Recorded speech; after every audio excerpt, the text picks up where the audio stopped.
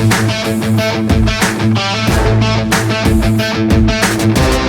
next guest has got a huge fight coming up here against former title challenger Anthony Smith at UFC Fight Night on November 28th. It is Devin Clark back here on the program. Devin, how's it going, buddy? Good. Doing good. Thank you. No problem. Well, that's great to hear. It's very rare to get a replacement opponent that's actually more notable than the original opponent. How happy were you when you found out you'd be fighting Anthony Smith?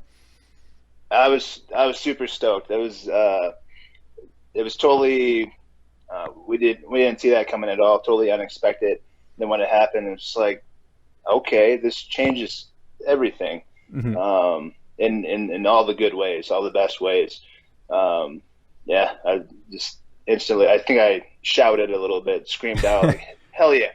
So yeah. It was good. Well, look, it's well-deserved, man. That last win over Alonzo Menafield, dominant performance in a fight where I think you were a pretty sizable underdog, or you actually were. I just wrote it down in my notes. Yeah. What was it like to get that win and sort of put a stamp on the division saying, hey, look, I'm still here. You can't count me out just yet.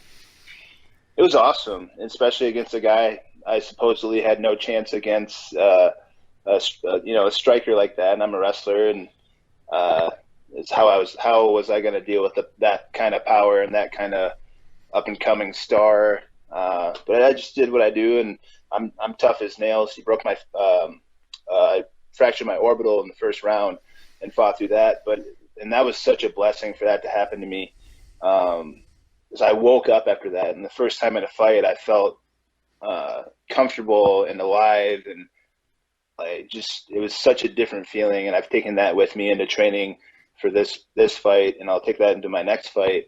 Because once you get hurt like that and realize that you can still fight and still fight good, it's something that changes mentally, and it's definitely clicked for me, and it's going to be a real good thing for me in the near future, fighting these ranked opponents and eventually for the belt.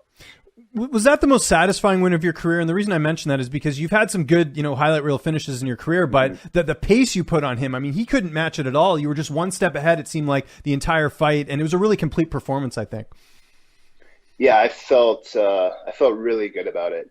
And because at the end of the fight, that was my first fight where at the end of the fight, I'm bloody and I could feel the pain, and I won.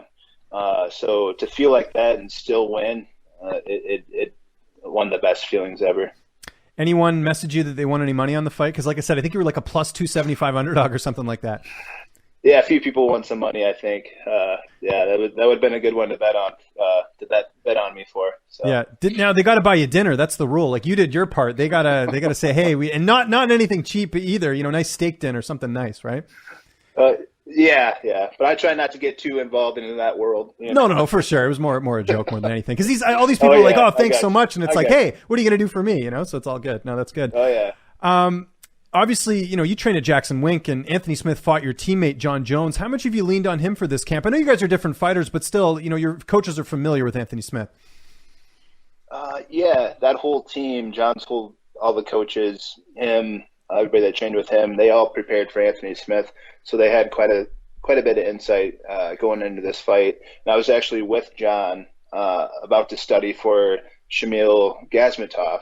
We were about to do a study session, and I get the phone call that I'm fighting Anthony Smith instead. So I'm like, oh, that's perfect. Well, let's put on. So we put on their fight and watched that, and just kind of went through the list of stuff, pros and cons and stuff like that. So it's very, very good insight from him. Excellent. And I know, hypotheticals or whatever, but, Smith has taken, a lot of beatings this year. I mean, the Teixeira fight was one I think that some people felt like went on a little bit too long. The Rakic fight was another fight where I think Rakic pretty much just dominated the performance. Do you think in some ways that, you fighting him now is a bit of an advantage? Because I think some people feel like he needs some more time off. Do you buy into that at all? No, I'm preparing for the best Anthony Smith there is, the same Anthony Smith that got himself to a title fight. Because I'm sure he's looking at me, and we've known each other for a while. He knows my style. He pays attention. He probably thinks he can win this fight, or it's an easier fight for him. And on the other hand, I'm sure he knows it's a tough fight too. So he's going to bring it. He knows I'm not laying down for him, and I'm coming to win. I'm hungry. I want this. He's had a shot at the title. I haven't had a shot yet. I haven't earned it yet, and I'm earning that right now. That's what I'm doing, earning that shot. Training partners, who have been some of the main guys you've been working with for this camp? John a little bit, Christian Edwards, and who, by the way, is lighting it up in Bellator. I love, like, every now and then you'll see Christian get like a late add to a Bellator card, and then of course it's another like highlight reel finish. It's so cool to watch his career blossom the way it has. He's so good. He's only 21 years old. Yeah, I know. I forget how young he is. It's crazy. It makes me feel really old, but it's very impressive what he's been doing. But yeah, he's a very good practice partner. And so, but just everybody in the gym. There's too many names to remember right now, but we have a good team setting, team practices and stuff like that. So we definitely getting some good work in. Good to hear, man. How's the cut going? A lot better than middleweight. I know I always make that joke every single time we do these, but it's I imagine cut's going well. Definitely a lot better than the middleweight. It's going good. I came in a little bit bigger this fight. I gained a little bit more muscle. That's one thing I took out of the Alonzo fight. I felt like he had a little bit more control. I understand he's one of the stronger guys in the division. Just by looking at him, you can tell. But I did want to work on my upper body strength a little bit, and so I accomplished that. So I came in a little bit heavier, but everything's on track now. Working with Trifecta, which is an awesome system. They just mail me the stuff and I eat it. So it's like first time working with them. So it's like I feel like it's going a lot smoother, being on a schedule of what to eat, when to eat. Yeah, and you don't have to make your own meals either. They just give them to you, right? Yeah, it's so nice. And in growing up wrestling, we just as long as the weight's coming down, doesn't matter how you get there. As long as the weight's coming down, that's how we always treated it. Which is a horrible way to cut weight. Yeah. So doing it the right way now, and I've never really had an issue with cutting weight, but it does anything that's going to make it easier and for me to fight better that next day is, I'm game for it. And refresh my memory, are you still doing like your camps in Albuquerque, but you still live back home, or did you actually move your family? Like you're still doing the camp thing, right? Yeah, still doing the camp thing. I come to Albuquerque about 6 weeks at a time. My family, I have a wife and a daughter. She just turned 7.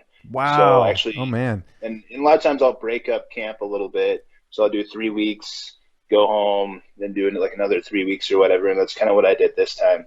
Because my daughter's birthday was on November 2nd. So I went home, did Halloween, her birthday party. Then that next day was her birthday. So it was good to be home. But no candy, right? I had a little candy. Yeah. I had a little bit. Yeah. I was on a mini vacation. So. What's your weakness when it comes to candy bars? For me, I'm like an Arrow guy. Actually, we have different candy here in Canada, by the way. Like, I think there's certain bars that we have that you guys don't have. But yeah, Arrow's one. Twix. Always been a Twix fan.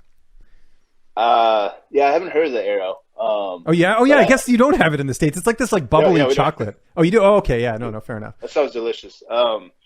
But yeah, big fan of Twix, but also Kit Kat. Kit Kat. Exactly. When you need a break, right, as they say. So there you go. It's good. Who's going to be in your corner for this fight? Chad Smith, Mike Winklejohn, and my dad, David Clark. Nice. So that's same corner as always. Yeah. What's working for you? Keep it going. November 28th. How is this fight unfolding in your opinion? How do you see it going down? I'm going to kick some ass. That's all I really know. That's just been the vision this whole time. Get through this fight, dominate this fight. I don't care who I'm fighting. I don't care that it's Anthony Smith. I don't care that it's for the number 7 spot. I have to separate that a little bit going into this fight in my mind. It's another fight, and it's another guy. I'm going to kick his ass. It doesn't matter. This is something I promised myself would happen when I was coming up in the ranks, when I was an amateur fighter, when I was a pro fighter. I promised myself this journey of being UFC world champion and fighting my way to that and earning that spot. So this is a promise that I'm fulfilling to myself of taking it to that next level and starting to become that champion.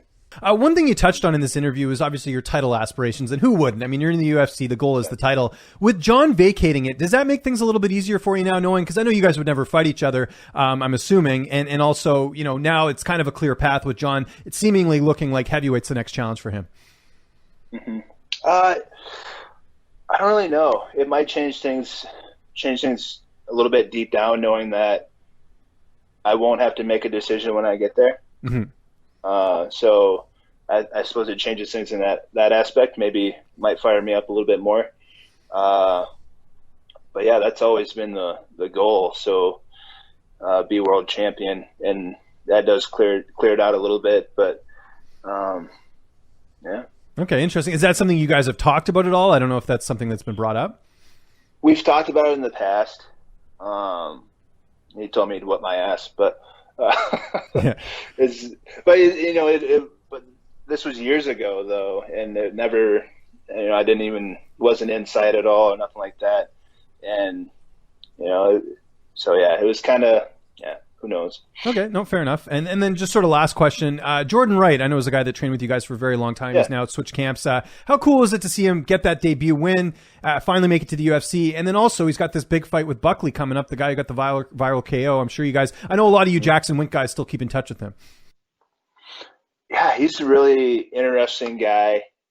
His athletic ability is crazy. I think he was a gymnast. If he wasn't, he should have been. He's always doing flips and handstands and walking on his hands, and but yeah, he's a really good guy and very talented. I think he has a good chance. I think there could be a highlight knockout on either side there in that fight. Yeah, and same thing here, November 28th. It's an awesome matchup. Devin, again, congrats on getting this one. This is a big opportunity for you. UFC Fight Night. Just anyone you want to thank, any sponsors, any social media. I'll give you the last word. Thanks everybody for listening, and yeah, see you on the 28th.